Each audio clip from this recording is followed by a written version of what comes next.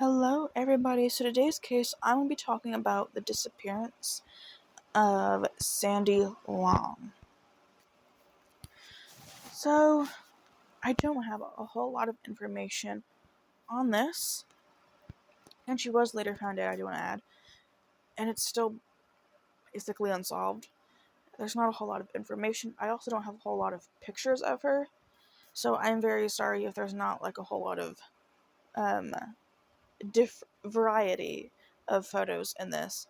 So I do apologize for that. But I still wanted to talk about her case because it is unsolved and it's still very important.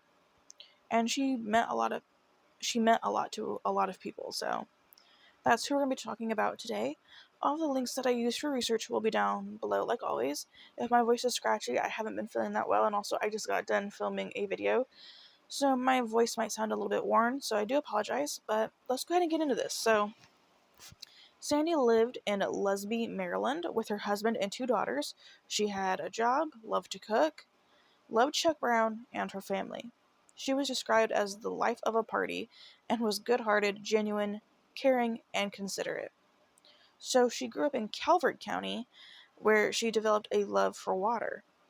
Unfortunately, her life would be cut short in November of 2010 at the age of 43, and it's still unsure of why or who did this. So the last time anyone heard from her was on the morning of November 30th, 2010. It was just after 8 a.m., and she used her cell phone to clock into work, and that would be the last time um, she used her cell phone that day. 6 hours and 43 minutes later, her body would actually be found inside of her car in the Hunter's parking lot at Calvert Cliffs State Park, 2 miles from her home. She had been stabbed several times in the neck and the chest, and had lacerations on her legs and some smaller injuries on her hands.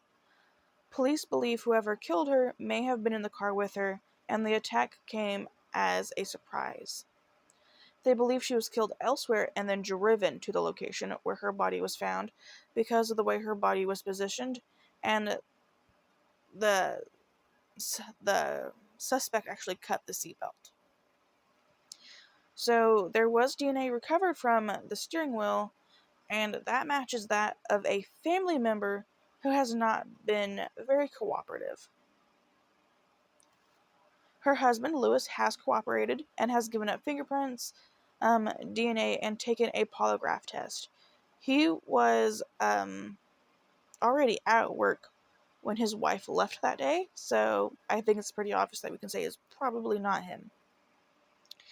Family say a month before she died, she became withdrawn, quiet, and distant, but no one really asked her what was going on. Police also believe she died not long after she left the house for work.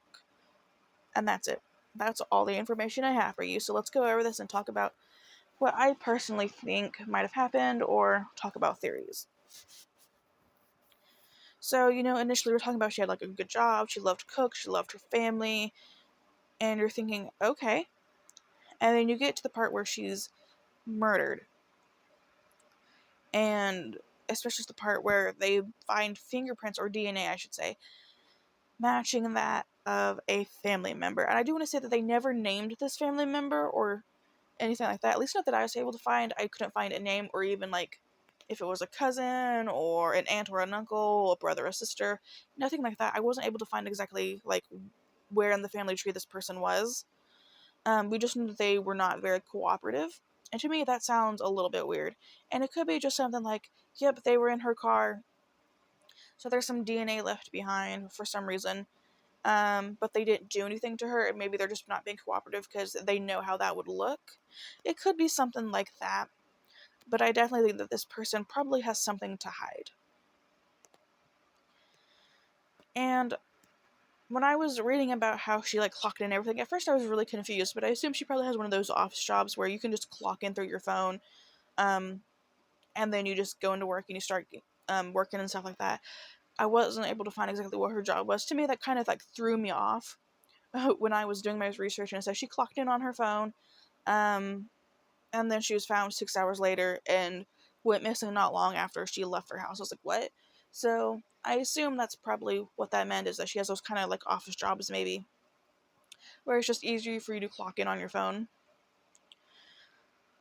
I want to know who she was meeting and why. Because when I heard that somebody had probably been in the car with her, maybe meeting someone, this came as a surprise.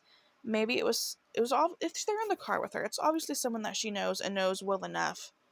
Like, who was this person? Because I don't get mad, but at first I was like, maybe she's been having an affair. She met up with this person before work, and something went down and they killed her. That's where my mind immediately went to. And then I read the part in my articles that I was reading that was a family member, and I was like, oh my god, why was she meeting family member? Was it maybe like, did they owe her money? Did she owe them money?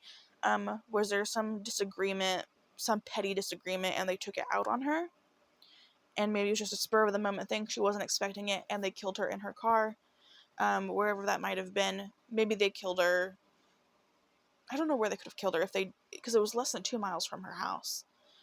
And then they drove her to the state park, maybe under the assumption that she wouldn't be found for a while, or maybe it would look like something random or something. I don't know why they would do that. Maybe they were just like, oh my god, I can't believe I did this, need to take her somewhere. I don't know what they were trying to do there, especially with like cutting the seatbelt. I don't know what they were trying to do there. I kind of do think that it might have been spur of the moment though, because I feel like if somebody was like planning on killing her, wouldn't they think to maybe try to clean off the car, get their DNA out? I don't know. That did seem kind of weird to me. But I'm really interested in like who this could have been, because over 10 years later, 13 years later, nobody's been arrested for this. This family member is just getting, I'm just saying this family member in general because I feel like that's probably who it most likely is. This person has just been free.